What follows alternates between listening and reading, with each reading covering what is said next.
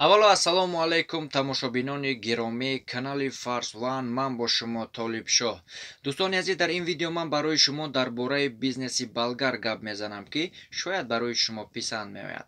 Дар ин бизнес дар як сотиқ замин 650-700 кӯчати болгарро кишт кардан мумкин аст. Як кӯчати болгар 3 килограмм ҳосил медиҳад, шояд камтар, шояд зиёдтар. ва дӯстони азиз, ҳар як кӯчати тайёри болгар 50 дирҳам арзиш дорад. агар ин бизнес, ин деҳқонӣ барои шумо навгонӣ бошад, хубаш кӯчати болгарро барои шумо тавсия медодам.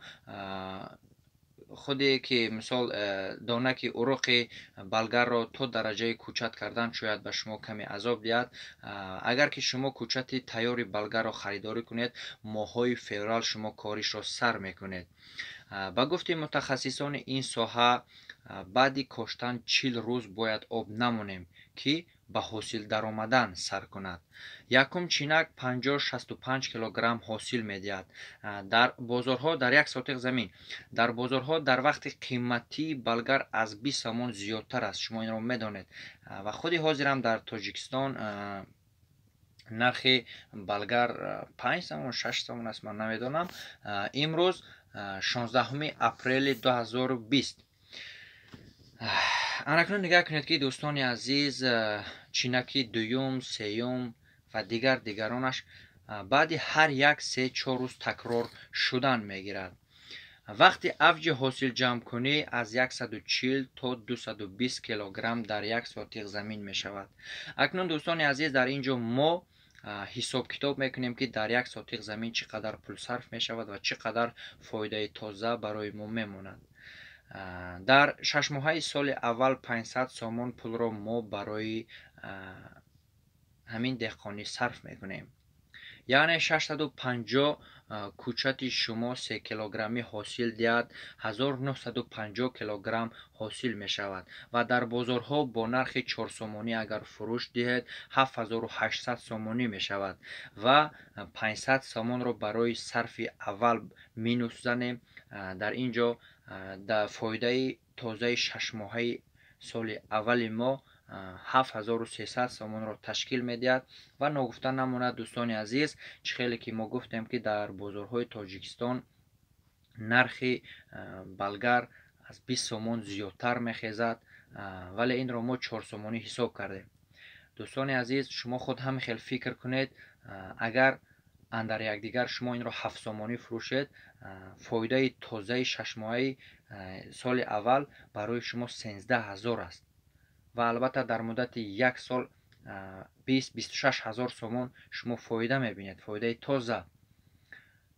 албатта дӯстони азиз, шумо дар вақти харидории кӯчат, шумо кӯчате ки интихоб кунед ки то 3 килограмм, 3.5-4 килограмм ҳосил диҳад. ҳамин тавр кӯчати болгарро, номҳои онҳо зиёданд. инҳоро вақти кофтуков кардед, шумо ҳамин таврашро ҷӯед ки 3.5 кило, 2.5 кило барои шумо як дона кӯчат ҳосил диҳад. кӯчатҳои парники ҳамаш медиҳанд. ва дӯстони азиз, чӣ хеле ки мо гуфтем ки дар муддати як сол то 26 ҳазор сомон фоида мекунем. албатта ин чиз дар замини кушод, дар замини холӣ кишт кардан намешавад. албатта ба худ гармхона талаб мекунад.